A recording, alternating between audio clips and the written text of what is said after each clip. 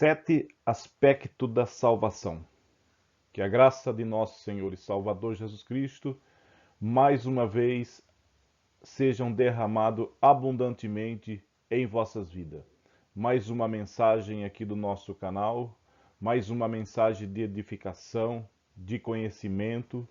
E nessa oportunidade nós vamos falar dos sete aspectos da salvação. Nesse ensino nós estaremos vendo sete aspectos sobre a salvação. Eu convido a você a ficar até o final dessa mensagem, pois nós temos muito ensino, muito conhecimento nessa mensagem. Será uma mensagem de muita edificação para a tua vida, porque nós estaremos falando sobre pontos principais da salvação, pontos principais da salvação das nossas almas, da nossa vida cristã. Convido você também, se você não é inscrito do nosso canal, a estar se inscrevendo e nos abençoando aí com a sua inscrição, e Deus continuará grandemente abençoando a sua vida. Sete aspectos da salvação. Eu quero te dizer que nós não vamos falar, não vai ser sete passos, como muitas pessoas pensam, mas é sete aspectos da salvação. Também não será uma graduação, uma escadinha que você vai subindo uma coisa de cada vez. A salvação, ela não é assim. Nós estaremos falando dos sete aspectos da salvação. Antes de nós entrarmos nesse ensino, nessa mensagem, eu te convido a você a curvar a cabeça. Se você não pode, feche os seus olhos. Se você não pode, também você ore em espírito, juntamente comigo, para nós darmos início e pedirmos sabedoria divina para podermos falar aqui um pouquinho daquilo que Deus tem colocado em nossos corações. Senhor nosso Deus, nosso Pai, Pai bendito, neste momento, muito obrigado por essa oportunidade de poder transmitir a Tua palavra. Dai-nos sabedoria divina para transmitirmos a verdadeira palavra, e aqueles que vão ouvir esse ensino, que o Teu Espírito Santo, Senhor, possa trazer conhecimento ao coração, à mente, e que possa trazer de edificação para vidas, e que nós possamos crescer na Tua graça e no Teu conhecimento. A minha oração é que o Senhor continue salvando, curando e abençoando a todos com esta mensagem. É a minha oração, em nome do Senhor Jesus. Amém. Os sete aspectos da salvação. Vamos lá. Nesse estudo você compreenderá de uma forma mais plena os vários aspectos que nos demonstra a atual posição em que o crente se encontra e sobre quais os processos que decorrem desde nosso primeiro contato com Cristo até este momento em que somos considerados filhos de Deus. Então, o que você vai aprender nesse estudo?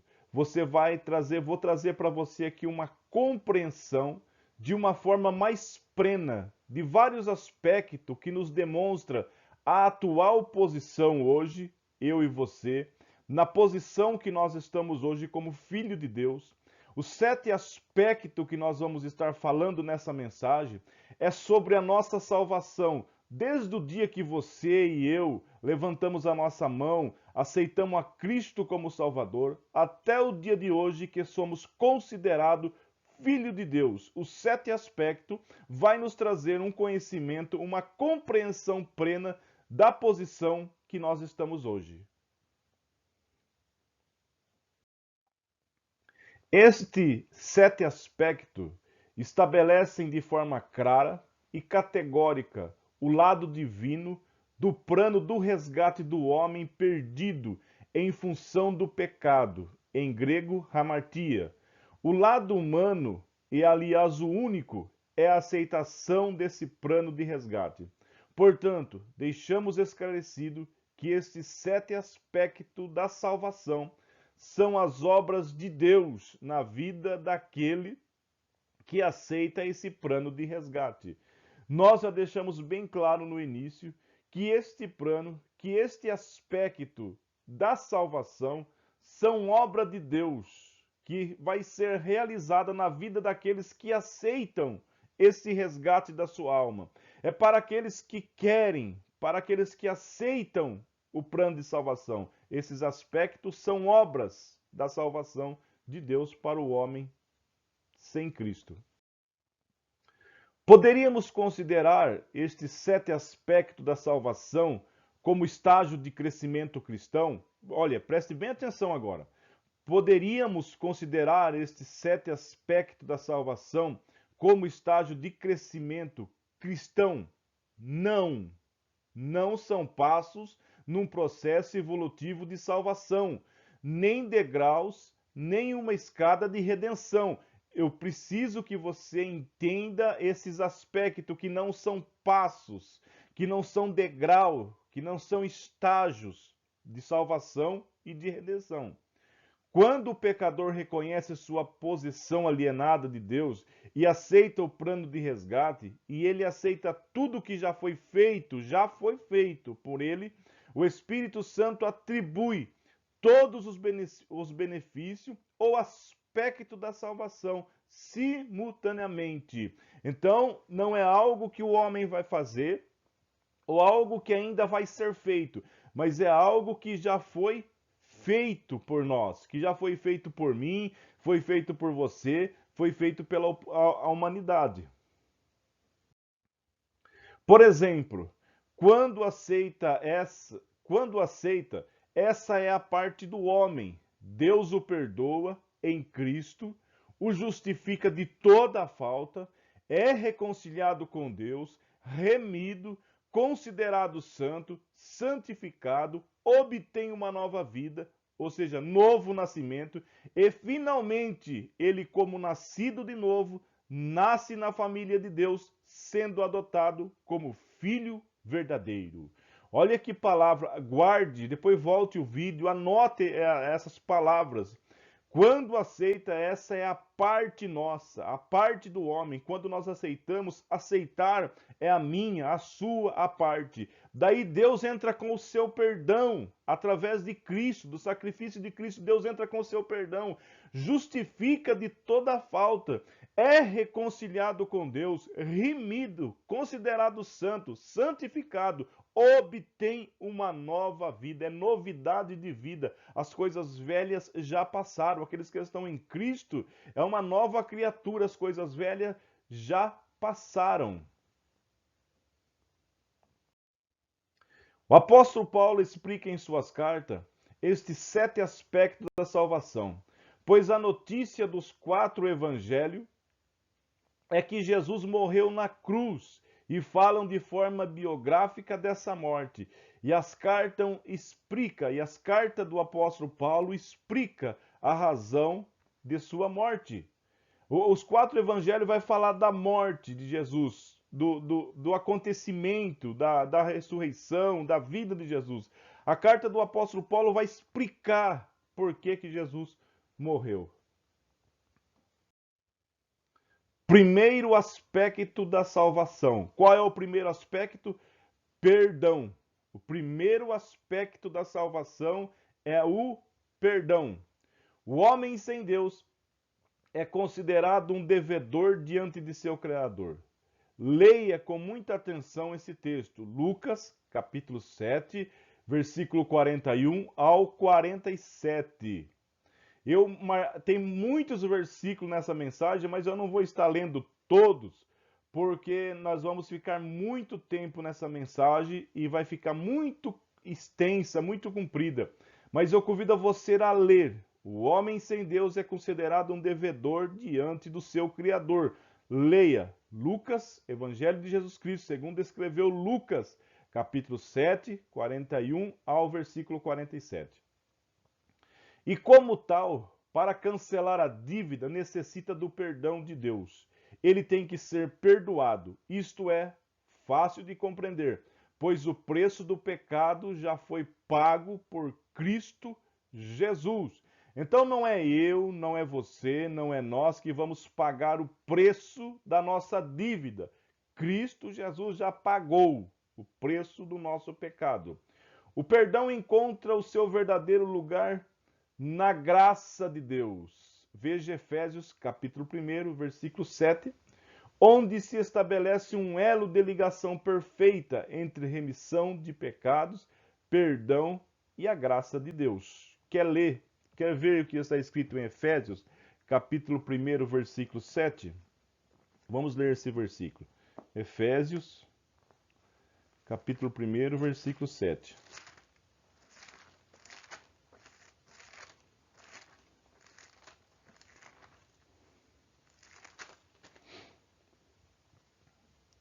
Em quem temos a redenção pelo seu sangue, a remissão das ofensas segundo as riquezas da sua maravilhosa, grande graça, infalível graça de Deus. É através do favor de Deus que alcançamos o seu perdão.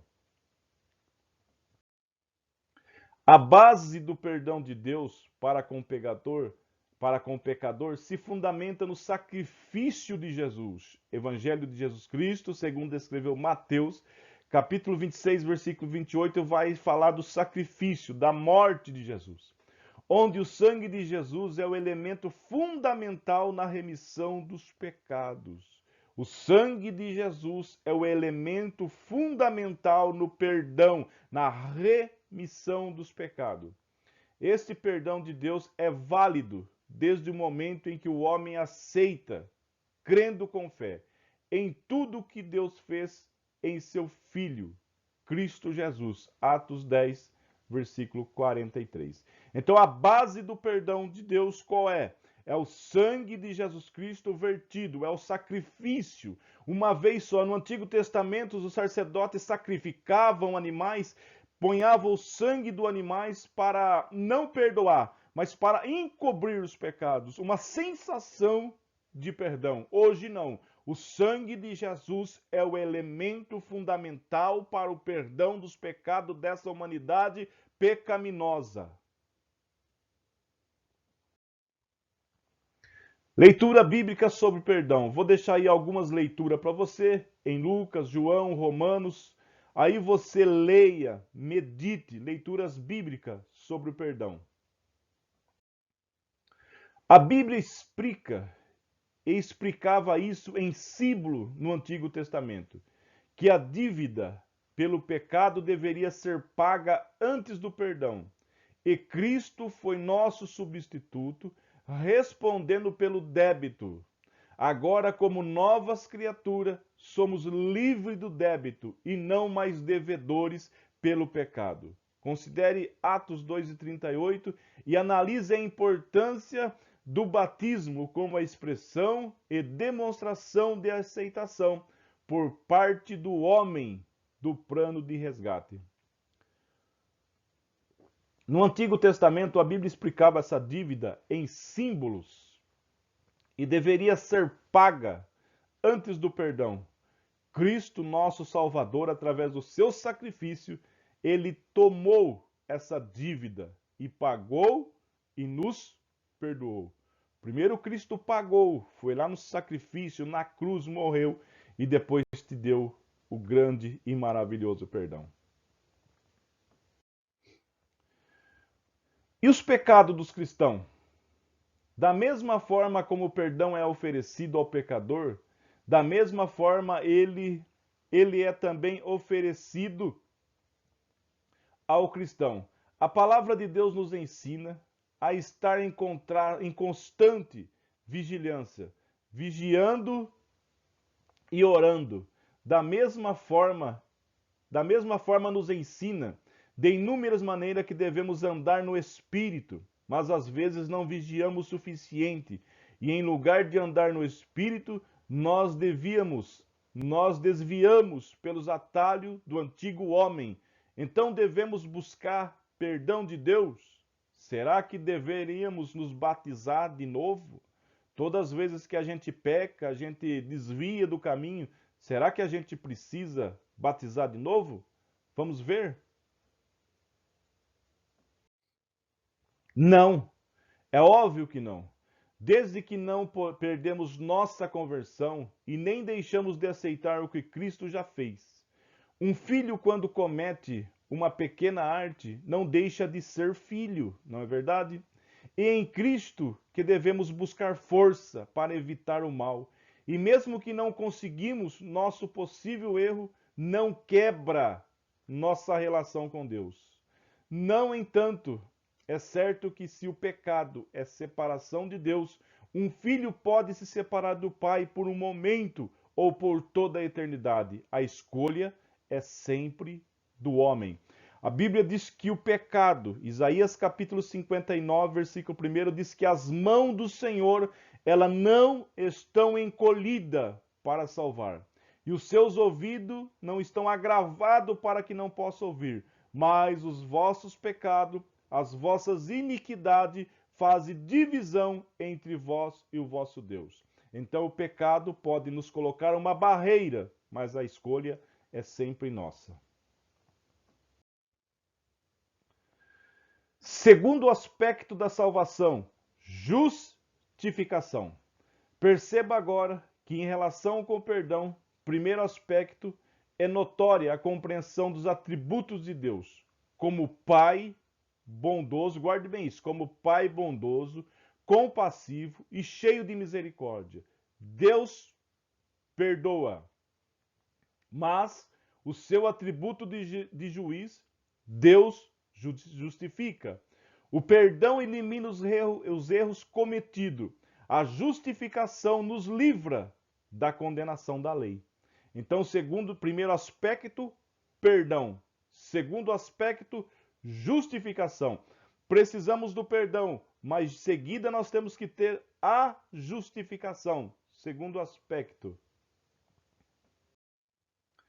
Deus é juiz e, como tal, sua tarefa é condenar o pecador.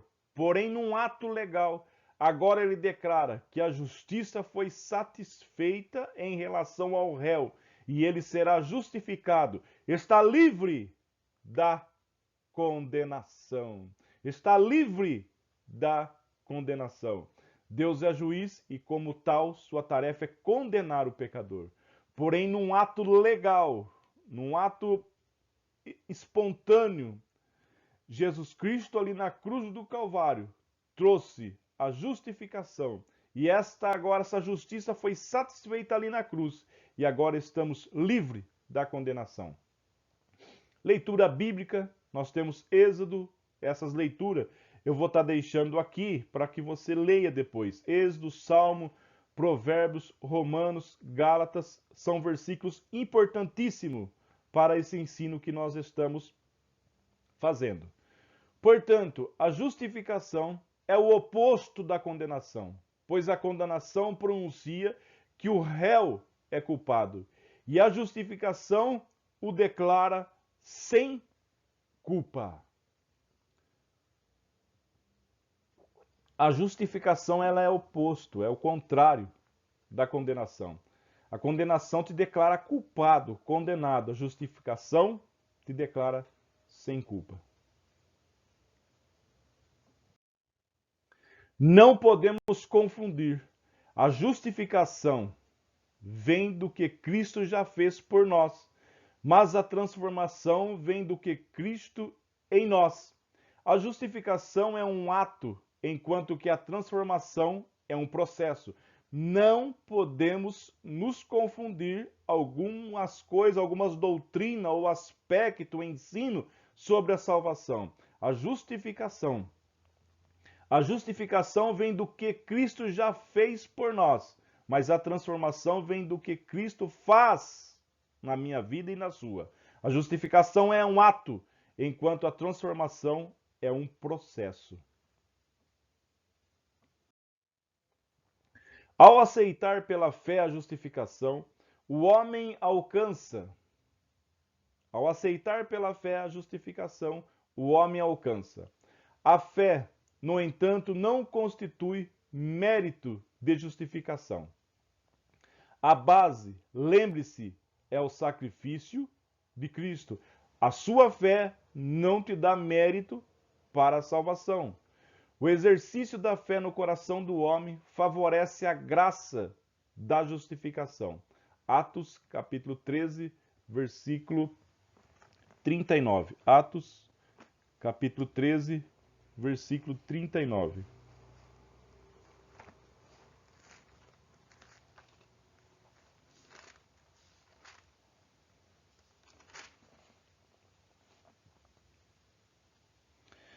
E de tudo o que pela lei de Moisés não pudeste ser justificado, por ele é justificado todo aquele que crê. Uma vez justificado, o homem deve caminhar com Deus. Terceiro aspecto da salvação: reconciliação. Uma leitura atenta de Colossenses 1 e 21. Vamos ler. Colossenses 1 e 21.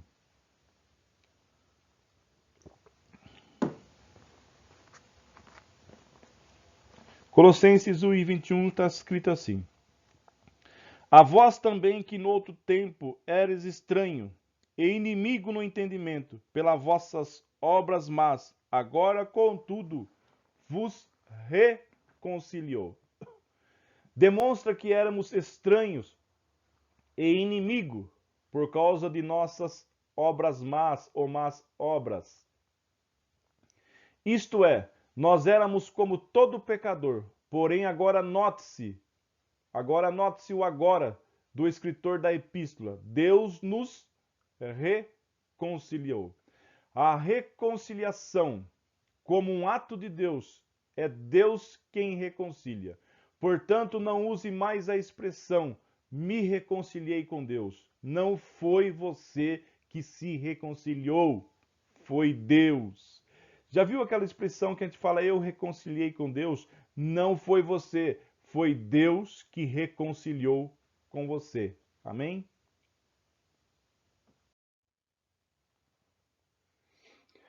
O homem sem salvação vive em oposição ao governo de Deus. Portanto, num estado irreconciliável, esse estado ou oposição não permite que o homem mantenha uma comunhão e nem comunicação, ou mesmo um contato amigável com Deus. Daí entendemos da necessidade de reconciliação. Se a salvação oferecesse apenas perdão e justificação, mas mantivesse o homem longe de Deus, não seria completa. Vem de Deus a iniciativa de reconciliar o homem, remover a inimizade e separação. Leia atentamente 2 Coríntios, capítulo 5, versículo 18 e 21. Vamos ler. 2 Coríntios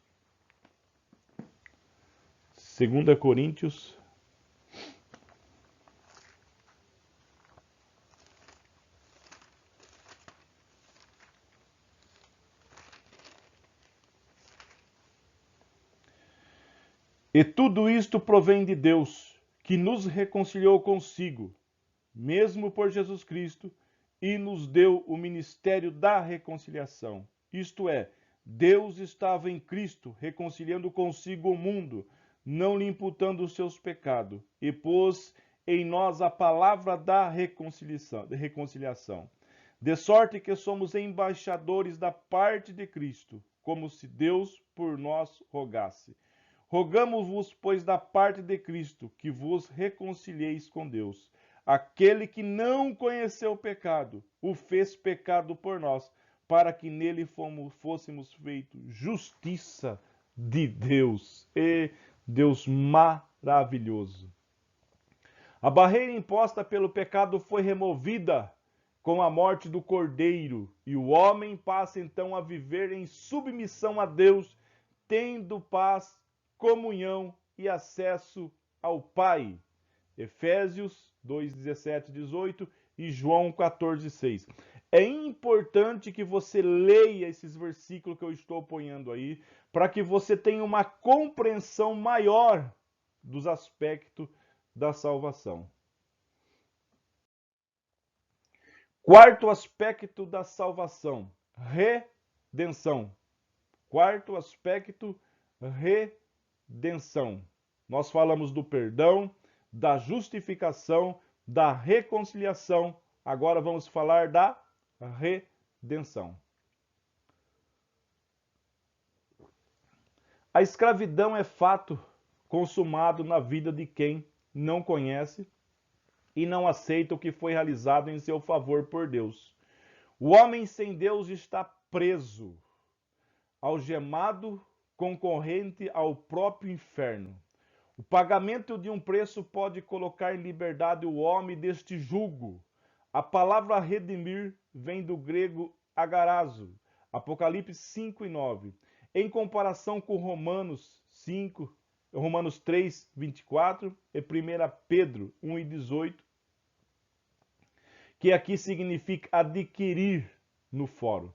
Também tem sua origem em agarazo, como em Gálatas, capítulo 3, versículo 13, onde significa adquirir fora do fórum. E ainda uma terceira palavra grega, lutro, como em Lucas 24 e 21, que tem o sentido de libertar por um preço. O homem sem Deus, ele é um escravo, ele está preso na escravidão. Mas Jesus Cristo pagou essa dívida, tirou essa dívida, nos trazendo o perdão, a justificação e a redenção dos nossos pecados. A verdade é ensinada por Jesus nestas palavras. Em verdade vos digo, que todo aquele que comete pecado é servo do pecado. Evangelho de João, capítulo 8, versículo 34. O homem é escravo do pecado e, como escravo, estão em servidão a outro senhor. Nós somos escravos daquele que, a tudo aquilo que nos domina, nós somos escravos. Portanto, necessita de redenção. Não pode alcançar libertação por esforço próprio. A redenção vem de quem? A redenção vem de Deus. Romanos 7,14. Romanos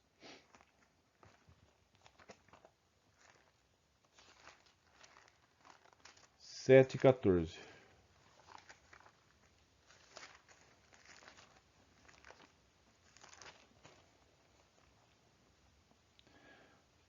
Porque bem sabemos que a lei é espiritual, mas eu sou carnal, vendido sobre pecado. Somos servos. A pessoa que não tem Cristo, não recebeu ainda a salvação, ele é escravo do pecado. Voluntariamente e com precioso sangue, Cristo deu sua vida por preço de liberdade perfeita. Por esta razão, Cristo é tudo em todo. Quinto aspecto da salvação: santificação. O que seria santificação? Falo como homem, pela fraqueza da vossa carne, pois quem assim como apresentaste os vossos membros para servirem a imundícia e a maldade, para a maldade, assim apresentai agora os vossos membros para servirem a justiça, para a santificação. Romanos capítulo 6, versículo 19. O que seria santificação? Falo como homem pela fraqueza da vossa carne. Pois assim como apresentasse os vossos membros, quando a gente estava lá no mundo, a gente pegava o nosso corpo, os nossos membros e apresentava para a imundícia, para a maldade e para a maldade. Assim agora vamos apresentar o nosso corpo para servirem a justiça, para a santificação. É isso que Paulo está ensinando. A ideia básica de santificação na Bíblia é separação. A Bíblia de Estudo Almeida define assim no dicionário: separar uma pessoa, um objeto ou mesmo uma instituição para servir a Deus com dedicação e amor.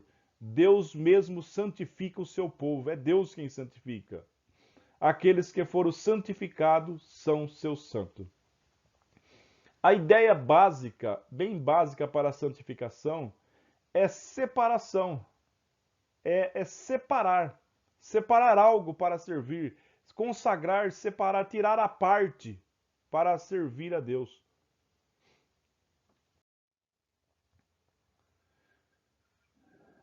O significado essencial da palavra hebraica, Kedesh, é um grego, e em grego, hagiazo, que significa separar. A palavra hebraica deriva da raiz ked, separado dos outros. Está numa classe, categoria e posição especial. E está designado para um propósito especial. 1 Pedro, capítulo 1, versículo 15 e 16. A santidade é o mais importante atributo de Deus, dado ao homem. A santidade é a separação do mundo, a separação da imundícia, da maldade. Santidade e santificação ocorre 10 vezes no escrito do Novo Testamento. Em Romanos capítulo 6, versículo 22 e 1 Coríntios 1 e 30. Temos algumas leituras sobre santificação. Aí vai ficar algumas leituras sobre santificação em João capítulo 17, versículo 17. Vamos ler João capítulo 17, versículo 17.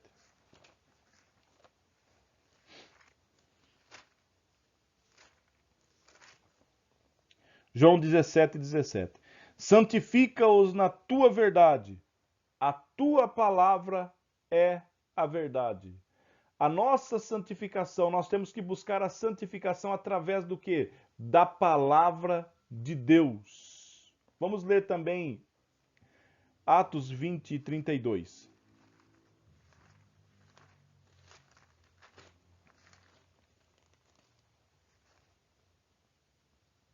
Agora, pois, irmãos, encomendo-vos a Deus e a palavra da sua graça, a Ele que é poderoso para vos edificar e dar herança entre todos os santificados.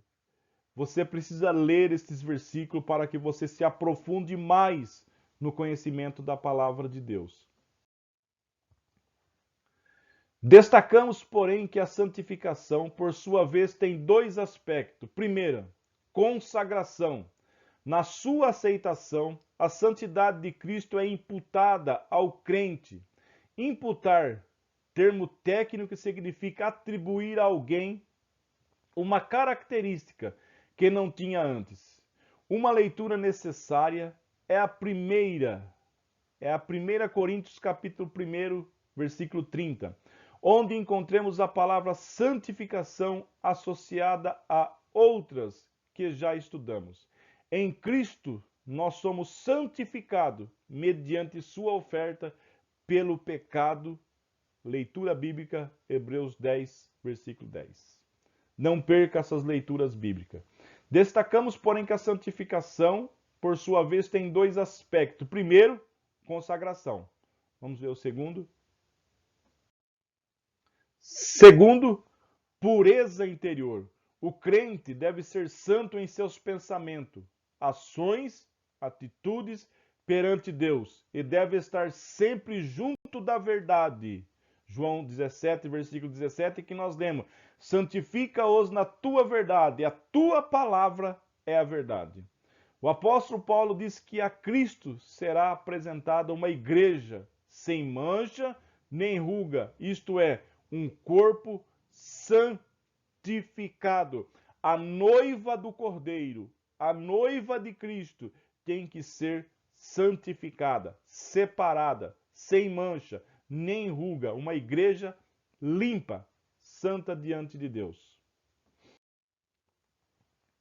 Podemos saber em que momento começa a santificação? Nós podemos saber em que momento?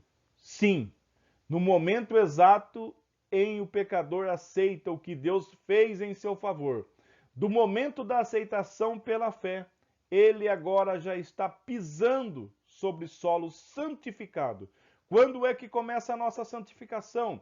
Quando nós aceitamos o sacrifício de Jesus Cristo na cruz, no momento exato que nós aceitamos, agora nós estamos pisando em solo santificado. E deve se manter em santidade enquanto está junto de Cristo, a fonte da santificação. Agora, ao começar nesse ponto, o crente está pronto para crescer em graça e sabedoria. 2 Pedro capítulo 3, versículo 18. Crescei na graça e no conhecimento de Deus. Nesta posição de santidade, imputada, atribuída e não conseguida por mérito próprio, sempre bom lembrar isso, somos descritos como templo e santuário de Deus e Jesus. Nesta posição que nos foi atribuída, não por nossos méritos, agora nós somos templo e morada. É bom poder ser um vaso de honra ante os olhos de Deus e ser santo perante o Todo-Poderoso. Portanto, para ser útil no empenho da causa justa da obra, é bom ser amigo, livre e separado para falar da salvação aos perdidos que ainda não encontraram esses atributos de Deus para a sua vida. Sexto aspecto da salvação, o novo nascimento. Nós não poderíamos deixar de falar do novo nascimento. Tudo quanto a graça tem feito a nosso favor, pela obra de Cristo, foi com o fim de nos reconciliar com Deus, mediante nossa libertação do domínio do pecado, gerando em nós uma vida nova e santificada pelo poder do Espírito Santo, em íntima ligação com Ele, tornando-nos herdeiros da vida eterna, que fluiremos em sua presença. Oh, graça maravilhosa!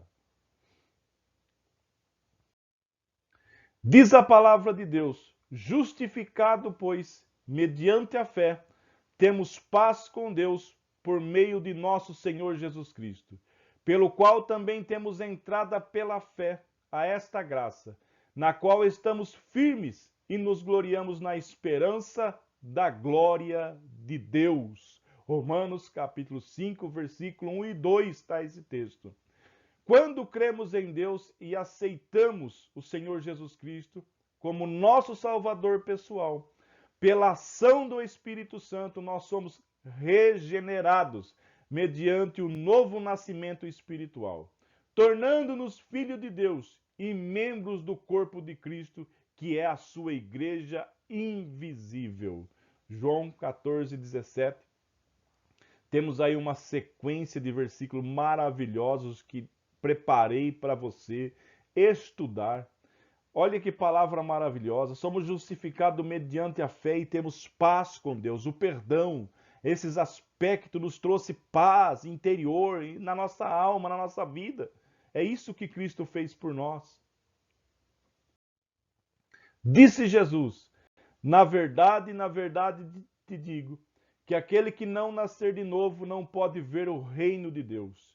Aquele que não nascer da água e do Espírito não pode entrar no reino de Deus. O que é nascido da carne, o que é nascido do Espírito é Espírito. O que é nascido da carne é carne, o que é nascido do Espírito é Espírito. As palavras do Senhor Jesus não deixam qualquer dúvida sobre a necessidade absoluta do novo nascimento. Jesus realça a necessidade de nascermos não só da água, como também do Espírito. Se o batismo da água é um símbolo exterior, que às vezes pode ficar despercebido ou esquecido no tempo, o batismo do Espírito deve ser sempre presente e manifesto, pois é o poder interior da vida nova do cristão. Nós somos nascidos naturalmente da vontade da carne.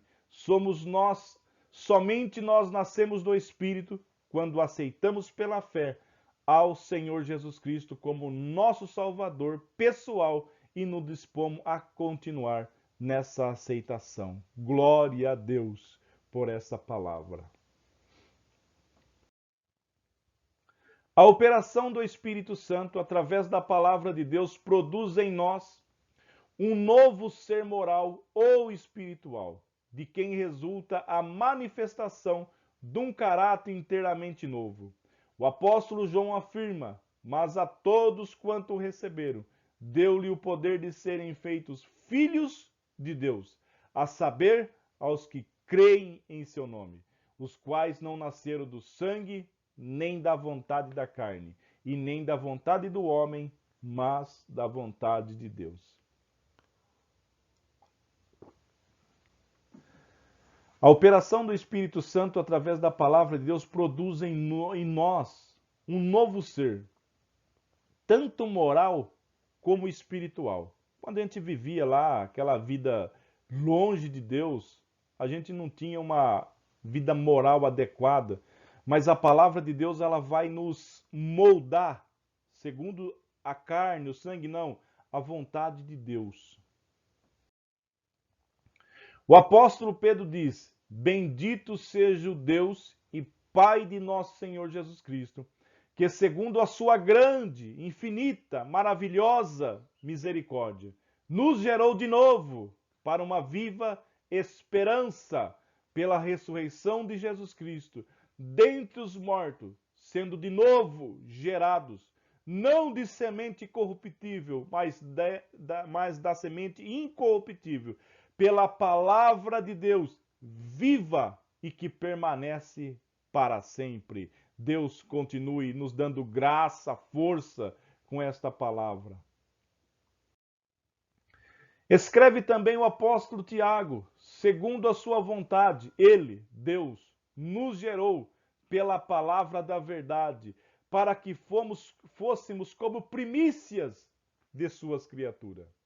Paulo ainda esclarece: tendo sido sepultado juntamente com ele, Cristo, no batismo, no qual igualmente foste ressuscitado, mediante a fé no poder de Deus, que o ressuscitou dentre os mortos. Colossenses capítulo 2, versículo 12.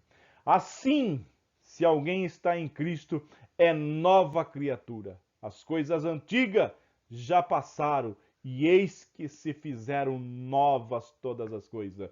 2 Coríntios, capítulo 5, versículo 17. Uma leitura atenta dos escritos apostólicos demonstra que o novo nascimento é uma obra de Deus, de sua vontade. Antes que qualquer pessoa possa compreender as verdades divinas reveladas pelo Espírito Santo, através da palavra de Deus, precisa nascer de novo. Não existe no homem natural caído, como está sob o domínio do pecado, qualquer capacidade para compreender e apreciar os pensamentos de Deus. Ora, o homem natural não aceita as coisas do Espírito de Deus porque eles são loucura e não pode entendê-las porque elas se discernem espiritualmente. Espiritualmente. 1 Coríntios 2 e 14. As coisas do céu, de Deus, somente o homem nascido de novo podem compreendê-las. A nossa inclusão na morte e ressurreição de Cristo é um fato fundamental do plano de salvação, mas é de suma importância permitir que isso seja real pela aceitação verdadeira e fiel desse plano de redenção divina. Atenção! Crer que as figuras de linguagem, morrer ou ser crucificado ou sepultado com Cristo, afirme a extinção imediata e toda da natureza humana, incluindo toda e qualquer inclinação para o mal, é crer em discordância com o contexto geral da Bíblia. O estudo criterioso dessa expressão, dentro do contexto próximo em que está inserida, é considerado o ensino geral da Bíblia. Indica que ela apenas lhe atribui um sentido legal perante a justiça de Deus. Crer que as figuras de linguagem, morrer ou ser crucificado, ou sepultado com Cristo, afirme extinção imediata e total da natureza humana, incluindo toda e qualquer inclinação para o mal, é crer em discordância com a Bíblia. Nós precisamos acreditar no sacrifício e aceitá-lo, e entender que a nossa transformação, ela vai cada dia mais crescendo e a nossa natureza caída, ela continua todos os dias nos afetando. Ela não vai nos livrar. A nossa natureza, ela vai estar todo dia ali, lutando contra o espírito. Precisamos vigiar. Já estudamos anteriormente que, nascido como descendência de Adão, da vontade da carne, herdamos a natureza de Adão, os seus defeitos, a sua condenação, e fomos considerados, por natureza, filhos da ira. Efésios 2 e 3. Geração perversa, Atos 2 e 40. Escravos do pecado, Romanos capítulo 6, versículo 6. E condenado à morte eterna, Gênesis 2 e 17. E depois a confirmação em Romanos 3 e 23, que todos pecaram e estão destituídos, distanciados da glória de Deus. O nosso pecado, o nosso salário já estava pronto para ser depositado, mas Cristo Jesus nos deu um presente, a vida eterna. Também estudamos que a justificação nos declara justo, assim o ponto de vista legal, a morte do velho homem aconteceu na cruz, junto com Cristo. Porém, existe grande diferença entre ser declarado justo e ser de fato justo. Ser declarado justo é um ato da graça divina e absolutamente imerecido. Este único ato se chama justificação pela fé ou morte com Cristo. Ser justo, entretanto, é no sentido de conformar de fato nossa vontade com a vontade de Deus. Isto é, obra de toda uma vida e se chama andar com Deus ou andar no Espírito, de onde a palavra andar indica uma progressão ou desenvolvimento. Andar significa o quê? Um progresso, um desenvolvimento. Cada vez que você anda, você está se desenvolvendo, você está ampliando, você está progredindo. Assim é a nossa vida com Deus. O tema da salvação na Bíblia domina claramente cada fase e aspecto da sua narrativa. Já comprovamos nas aulas anteriores que o esquema, projeto ou plano de salvação está contido plenamente na obra. Isto é, na ação salvadora de Deus. Antes de considerar o aspecto de adoção como sétimo e último aspecto, lembramos alguns conceitos aprendidos que nos farão entender a relação da adoção com a redenção. Já sabemos que a obra de Deus se manifesta em duas grandes fases. A obra de Deus por nós em Cristo e a obra de Deus em nós pelo Espírito Santo. Deu para entender? A obra de Deus por nós em Cristo e a obra de Deus em nós pelo Espírito Santo. Vemos aqui claramente como a justificação do pecador se opera pela ação da Trindade. Deus o Pai manifesta e atribui sua graça bendita e gratuita graça. Jesus o Filho efetuou a salvação, sendo Salvador, pagando o resgate e nos dando soter, salvação, libertação e preservação. O Espírito Santo opera em nós a regeneração como obra posterior à justificação, transformando, modificando nosso caráter à semelhança do caráter de Jesus. O Espírito Santo ele vai trabalhar. O ser humano aceita o sacrifício, se converte, e o Espírito Santo vai trabalhar em nós a regeneração como obra posterior à justificação, transformando, modificando o nosso caráter. Deixa o Espírito Santo de Deus trabalhar na tua vida, meu irmão. Quando estudemos a obra salvadora de Deus em nós, veremos mais detalhes dessa ação divina pelo Espírito Santo. Partimos do pressuposto de que todos nós acreditamos na Trindade, como Deus agindo em benefício do homem, pecador. Note-se que, se deixamos de lado que seja o Pai, ou o Filho, ou o Espírito Santo, não acreditamos que seja Deus. A ação salvadora estaria incompleta e o homem estaria consequentemente perdido.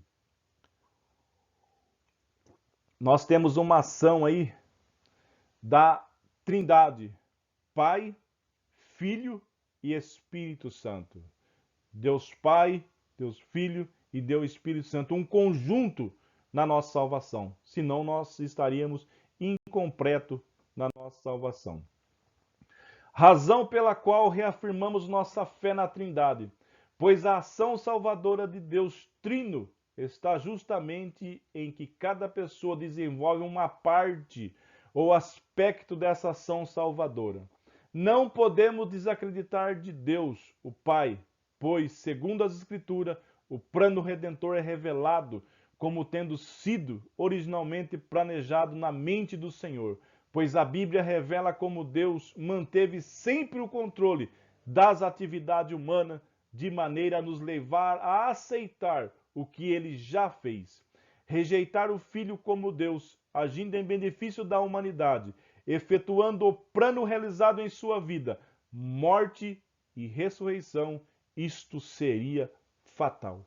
O cumprimento do plano idealizado desde a fundação do mundo é perfeito. É perfeito. Não tem erro nos planos de Deus. Deus colocou, Deus planejou, Deus realizou, Deus cumpriu e Jesus Cristo veio aí, pagou a nossa dívida. Jesus, como executor do plano de salvação, não poderia ser apenas humano, igual a nós, pois o projeto estaria assim incompleto, imperfeito, e não cumpriria a exigência requerida que é Deus, efetuando a reconciliação do homem pecador.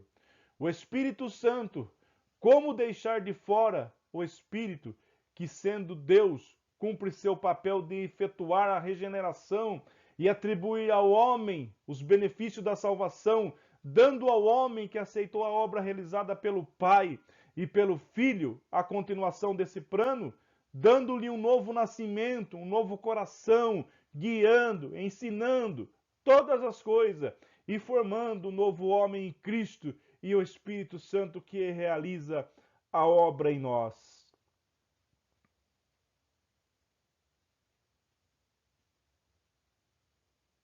A grandiosidade da obra salvadora é justamente a revelação de que a Trindade e suas três pessoas está envolvida, participante e atuante em favor do homem perdido. Bendito plano de salvação. Que seria da humanidade sem esse projeto de vida? Pare por um segundo, por um momento, e comece a meditar o que seria da humanidade sem esse projeto de vida, esse projeto de salvação para a humanidade perdida. Glória a Jesus, eu sinto Deus nessa mensagem, nesta palavra. O sétimo aspecto da salvação é a adoção. Já estudamos que os aspectos da salvação são 7, a saber, perdão, justificação, reconciliação, redenção, santificação. Deu para você anotar aí? Perdão, justificação, reconciliação, redenção, santificação. Novidade de vida e adoção. Já estudamos 6, estudamos agora o sétimo, a adoção. Hamartia, ou seja, o pecado, nos afastou de Deus, estávamos longe. Efésios capítulo 2, versículo 13. Separado de Deus, Efésios 2 e 12. Escravos do pecado, João 8 e 34. Todavia, o pecado tirou também a paternidade original. Olha aí, o pecado, nos afastou, estávamos longe de Deus. É o que eu disse no começo, o pecado cria uma barreira entre o homem. Nós éramos escravos, separados, longe de Deus. Vamos ver. Uma questão de paternidade. Leia João 8:32 até o versículo 44. Leia com atenção. Nessa narrativa de João encontramos mais uma outra séria discussão entre os judeus e Jesus. A questão aqui era a questão da liberdade. Jesus fez uma declaração assustadora aos ouvidos dos judeus. E conhecereis a verdade, e a verdade vos libertará. João 8:32. A resposta imediata dos judeus foi apelar para a paternidade patriarcal. Voltaram lá atrás, no Antigo, pois acreditavam que, sendo filhos ou descendência de Abraão, não eram escravos de ninguém. Jesus respondeu provando que o pecado é que gera escravidão. João 8:34. E não a origem judaica. Jesus provou que, sendo eles pecadores, eram sim escravos. Os judeus não entendendo, pois não compreendiam que hamartia, o pecado, é um estado da alma, insistem. Nosso pai é Abraão, 8:39 de João.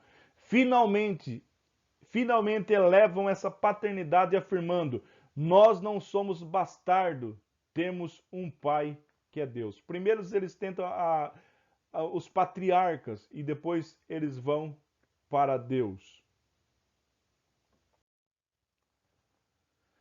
A mais surpreendente verdade revelada na Bíblia é que Jesus confirma que a humanidade, por causa do pecado, perdeu a paternidade de Deus. Leia com atenção João 8:44. Adão era filho de Deus. Todo pecado escraviza. João 8:34.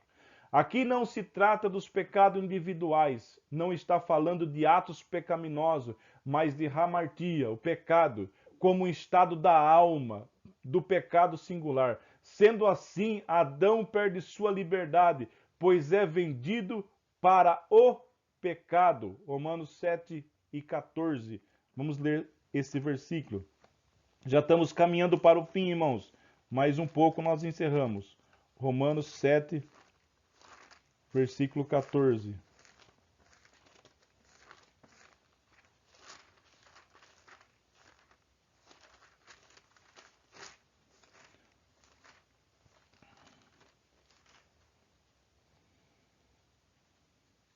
Porque bem sabemos que a lei é espiritual, mas eu sou carnal, vendido sobre o pecado. Quem é vendido não é livre. Quem tem um preço e fica no leilão da praça para ser comprado é um escravo. Por isso Jesus falou para os judeus que o escravo não ficava sempre em casa, a qualquer hora pode ser vendido. João 8:35. Quem não é livre serve ao pecado como escravo. Romanos 6, versículo 6. Foi neste contexto que Jesus falou sobre a paternidade e do homem em pecado. O homem em pecado é filho do diabo. Nesse contexto geral do pecado da alma, da queda do homem.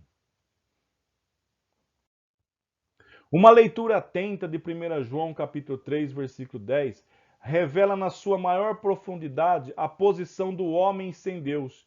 Ele está em outra família, ele não está na família de Deus. Gálatas 6:10, Efésios 2:19. É muito difícil para o ser humano aceitar isso, mas isso é bíblico, o homem precisa de Jesus. Então surge a pergunta: como ser filho? Como ser filho de Deus verdadeiro? Adão foi criado à imagem e semelhança de Deus. Gênesis 1:26. Ninguém pode negar isso. Se Adão se mantivesse na posição original, posição na qual criado, então seus filhos herdariam essa imagem, a semelhança de Deus. Adão pecou e a sua descendência perdeu esses atributos que são próprios dos filhos de Deus. E agora o livro de Gênesis nos mostra o princípio fundamental da herança da humanidade. Viveu Adão 130 anos e gerou filhos à sua semelhança, semelhança do pecado, do Adão. Conforme a sua imagem, ele chamou Sete. Adão pecou e os filhos começou a nascer à semelhança de Adão, ou seja, a semelhança de uma raça caída, distante de Deus. Sete era, na verdade, o terceiro filho de Adão. Abel foi morto, Caim banido da presença de Deus, a raça continuaria pela descendência de Sete. Assim diz a Bíblia ao dar a genealogia de Adão. Por essa razão, as Escrituras estabelecem o princípio fundamental da herança, quando esclarece que Sete tinha semelhança e imagem de Adão, e não mais de Deus. Um Adão escravo gerou um filho escravo. Um Adão que não transmite mais uma geração eleita e santa, mas uma geração separada de Deus. Mas Cristo Jesus nos fez novamente aproximar de Deus. Das famílias, dois pais, João 1, 12 e 13, mostra um claro e evidente contraste entre os nascidos de Deus e os nascidos da descendência de Adão. Mostra como nascem todos os homens. Todos nascemos do sangue, sangue de Adão, pela vontade da carne, vontade do homem. Mas Jesus diz a Nicodemos: é necessário nascer de novo, em outra família, porque o que é nascido da carne é carne. Em outras palavras, quem é nascido da carne, pela vontade da carne, é do homem, nasce em pecado. Jesus explicou a Nicodemos que quem não nasce de novo não pode ver o reino de Deus. Aqui não é uma questão de opção. Se nós queremos entrar no reino, agora no seu aspecto da graça, e mais tarde na segunda vinda, no reino da glória, não temos escolha, não é uma questão de opção, não temos escolha. Temos que nascer de novo. Isso significa que nosso nascimento natural deve se completar com o nascimento na família de Deus. Foi então que Deus idealizou o projeto adoção. Esse projeto adoção não é novo. Paulo explicou que já os israelitas o conheciam, o que significa que é tão antigo como a própria nação de Israel. Deus já havia preparado, e o israelita já conhecia. Esse projeto de adoção tem dois aspectos legais: adoção de direito e adoção de fato. Vamos explicar isto melhor. Quem já estudou direito jurídico sabe como é.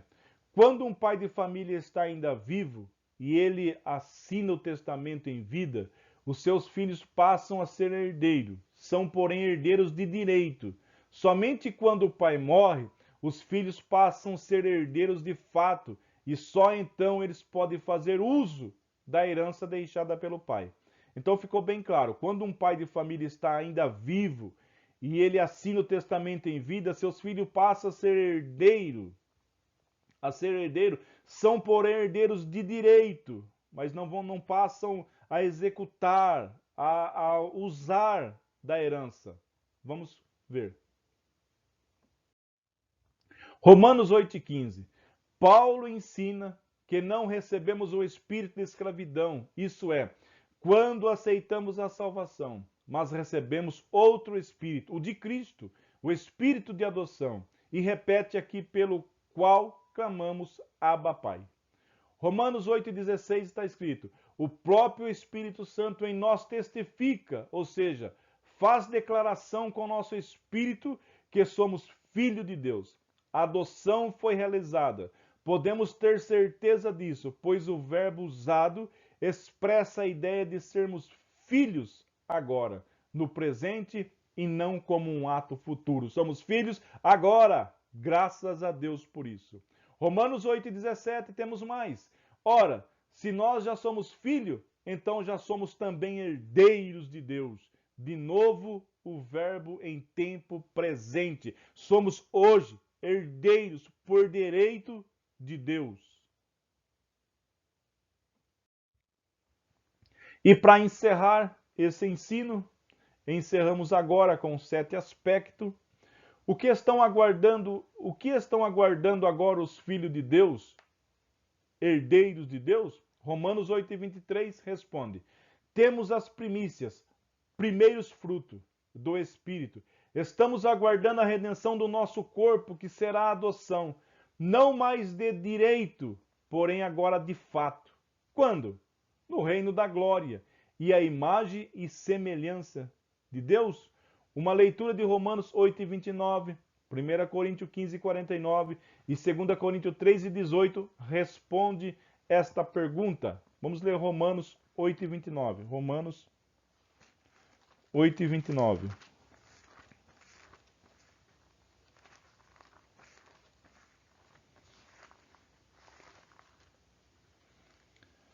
Romanos 8 e 29. Porque o que dantes conheceu, também os predestinou para serem conforme a imagem do seu Filho, a fim de que ele seja o primogênito entre muitos irmãos. Temos a primícia, os primeiros. 1 Coríntios 15, 49. 1 Coríntios 15, 49. E assim como trouxemos a imagem do terreno, assim traremos também a imagem do celestial. Oh, maravilha de Deus! Assim como nós temos a imagem do terreno, de Adão, do pecado, também teremos a imagem daquele que é celestial. Quem é? Cristo Jesus, nosso Salvador. 2 Coríntios 3 e 18.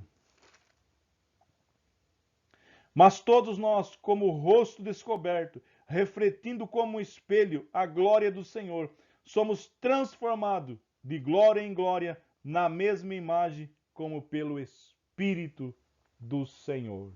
Que Deus em Cristo Jesus continue abençoando a cada um, que esse ensino possa produzir em nossa vida espiritual, que nós possamos entender mais profundamente o que Cristo Jesus fez por nós na cruz do Calvário e valorizarmos a salvação da nossa alma cada dia mais.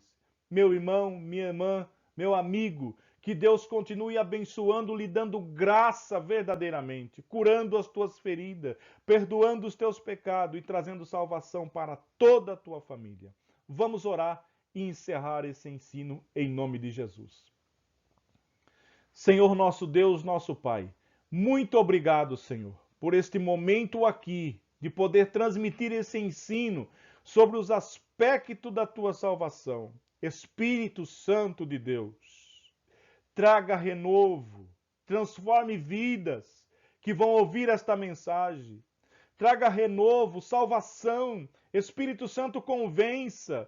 Traga a regeneração, o perdão dos pecados, a transformação. Molde, Senhor, as pessoas. Espírito Santo, continue trabalhando, continue trazendo, Senhor, salvação para todas as famílias. Abençoe todos aqueles que vão ouvir. Dê entendimento, sabedoria divina, para que eles possam entender o que eu quis expressar e ensinar segundo a tua palavra. Senhor Jesus, continue abençoando, salvando e dando graça a todos quanto aqueles que te aceitaram como Salvador de suas almas. É a minha oração em nome de Jesus. Amém.